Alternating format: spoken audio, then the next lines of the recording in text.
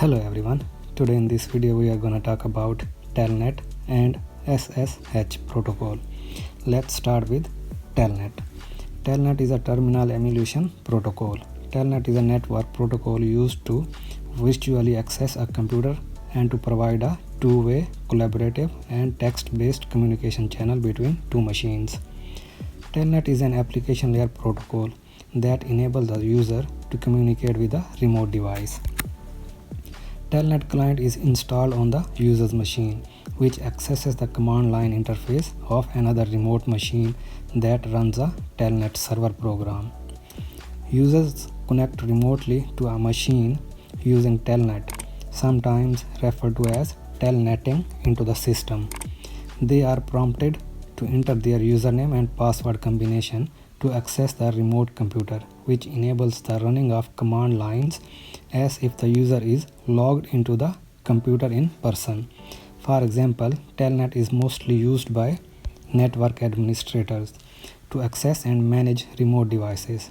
To access a remote device, a network admin needs to enter the IP or host name of the remote device, after which they will be presented with a virtual terminal that can interact with the host. So when we connect to a remote server, we use commands with the keyboard to tell the computer what to do. Those commands are used to run programs, delete files, create folders, file transfer, checking email, and so on. In addition to that, Telnet is also used to manage and configure other devices such as router and switch. We can also check the ports if they are open or not.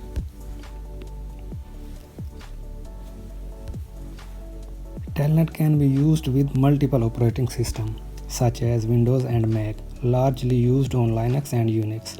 Telnet has no graphical user interface, it is only a text-oriented program.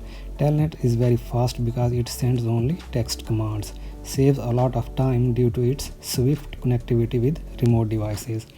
On the web, HTTP and FTP simply enable user to request specific files from remote computers, while through Telnet, user can log on as a regular user and get access to the specific applications and data on the computer. Telnet stands for Teletype Network. It was developed in 1969, so because it was developed prior to internet, security was not an issue. But in today's time, Telnet lacks encryption capabilities and sends across critical information in clear text, making it easier for malicious actors. All commands are sent in clear text. There is no encryption. Because lack of encryption, it should not be used over a public internet. Someone could steal or hack your personal data and information like username, password, and credit card details.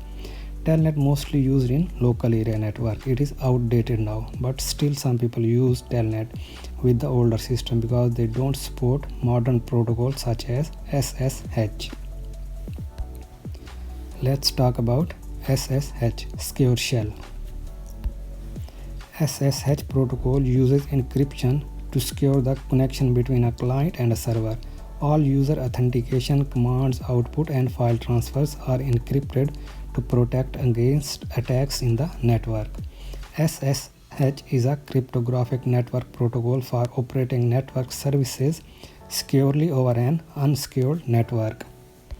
Typical applications include remote command line, remote command execution, and login, but any network service can be secured with SSH. SSH protocol is a method for secure remote login from one computer to another. It provides several alternative options for strong authentication, and it protects the communications security and integrity with strong encryption. It is a secure alternative to the non-protective login protocols such as Telnet, RLogin, and FTP. This protocol is used for providing secure access for users and automated operations. interactive and automated file transfers, issuing remote commands, managing network infrastructure and other critical system components. Let's talk about the working. SSH protocol works in the client-server model, which means that the connection is established by the SSH client connecting to the SSH server. In the first step, client drives the connection setup process by contacting the server. In the second step, server sends a public key to the client and the client uses cryptography to verify the identity of SSH server. In the third step, both negotiate about parameters and specifications to open a secure channel. In the final step, SSH protocol uses strong encryption algorithms to ensure the privacy and integrity of data that is going to exchange between client and the server. After that, user log on to the server and both can transfer encrypted data and information. SSH and Telnet are functionally similar, with the primary difference between them being that SSH protocol uses public key cryptography to authenticate endpoints when setting up a terminal session, as well as for encryption session commands and output. Alright, thanks for watching and please don't forget to subscribe. See you in the next video. Goodbye.